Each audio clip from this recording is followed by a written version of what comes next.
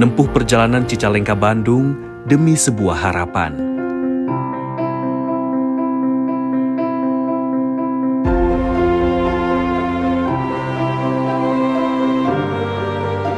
Di balik jiwa yang lirih, terkandung semangat yang gigih. Tak kenal letih, ia terus melangkah dengan penuh keyakinan, menembus rintangan dan meraih impian.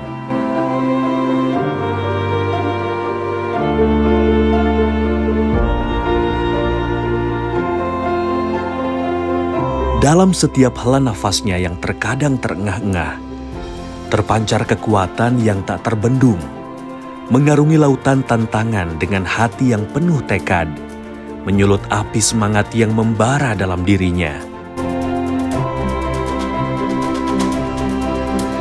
Walau terkadang kaki terasa berat dan langkahnya terhenti sesaat, namun ia tak pernah menyerah, tak pernah menoleh ke belakang, karena di dalam dadanya terdapat bara yang tak pernah padam, membakar impian-impian yang menggelora untuk mencerdaskan anak bangsa.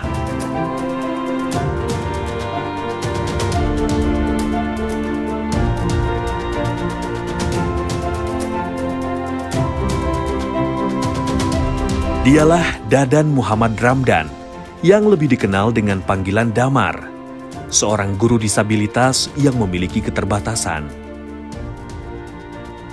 Tapi jiwa dan pikirannya tak pernah mengenal batas untuk terus memberikan kebaikan dan menjadi inspirasi. Dia yang selalu menjadi pelita penerang bagi setiap orang yang mengenalnya. Cita-citanya adalah untuk mencerdaskan anak bangsa dan bermanfaat bagi manusia.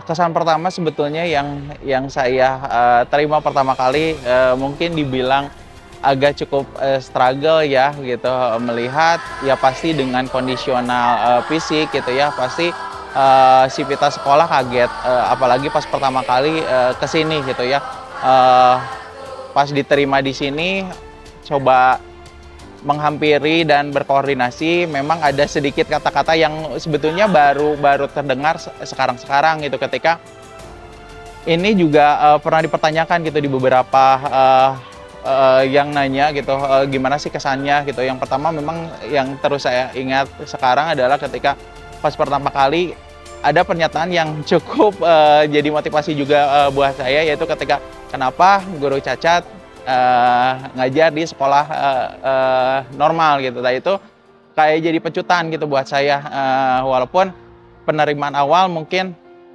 kurang begitu berkesan, ya memang pada saat itu memang berkesan gitu ya, tapi ada memang kata-kata yang itu yang membekas di saya gitu, sehingga sebetulnya kalau ditanya kesan pertama ya itu yang teringat, walaupun sebetulnya di kemudian hari, di kemudian waktu juga seiring dengan kesempatan dan lain sebagainya itu membuka mindset saya juga gitu tentang penerimaan di sini. Pada akhirnya ya menerima dengan baik. Prosesnya untuk meyakinkan lingkungan tidak mudah gitu ya.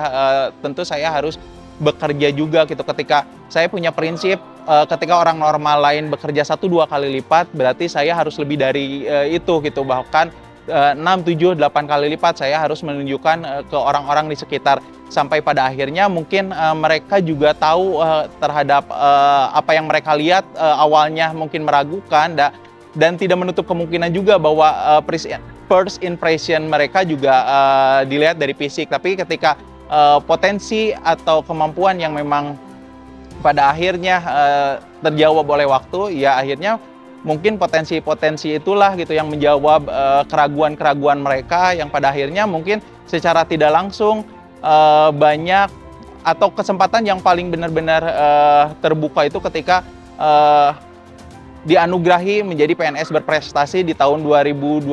Itu makin membuka lingkungan sekitar tentang perspektif bagaimana sih seorang inklusi itu bisa hadir di tengah-tengah masyarakat umum.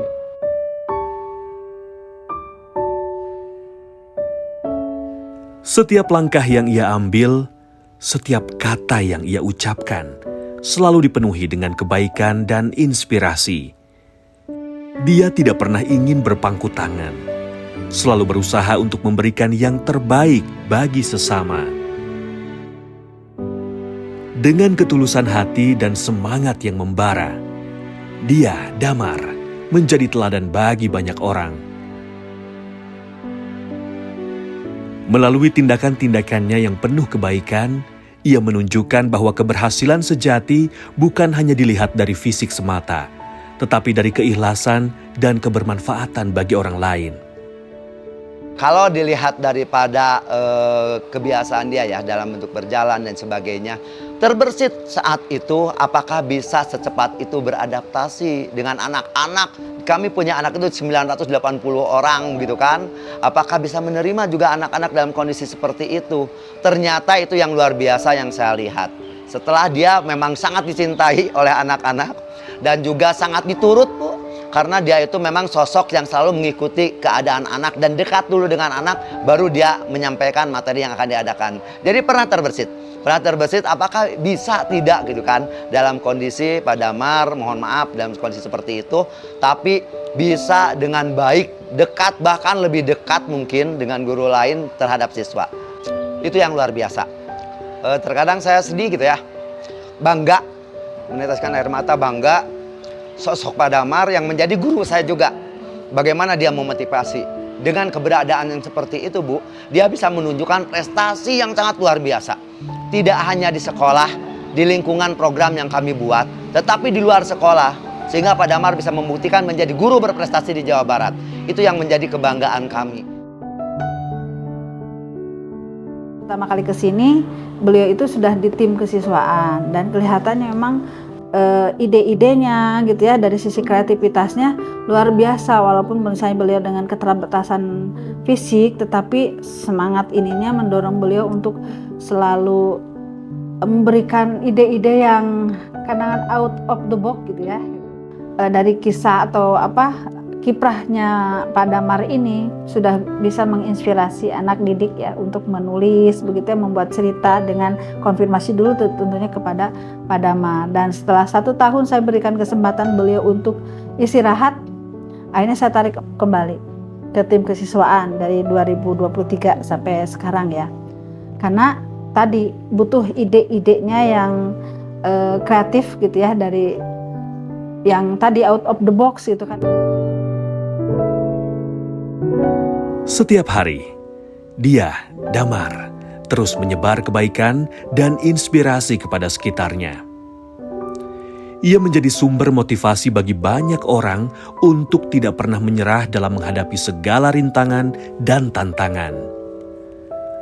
Dengan sikap rendah hati dan penuh kasih sayang, dia telah menjadi cahaya terang bagi anak-anak didiknya. Pak Damar itu adalah kayak cahaya bagi kelas saya dan juga sebagai inspiratif, seorang guru inspiratif.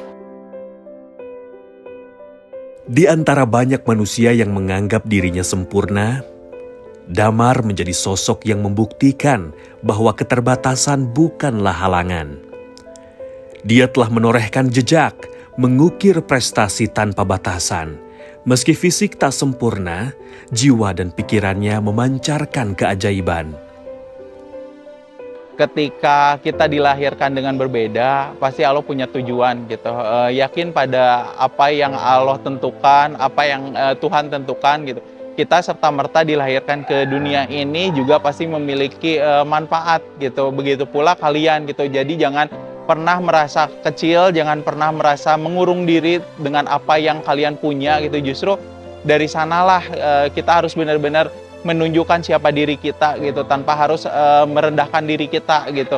Dari sanalah kalian nantinya akan punya kekuatan yang luar biasa, karena saya pun pada awalnya seperti itu gitu.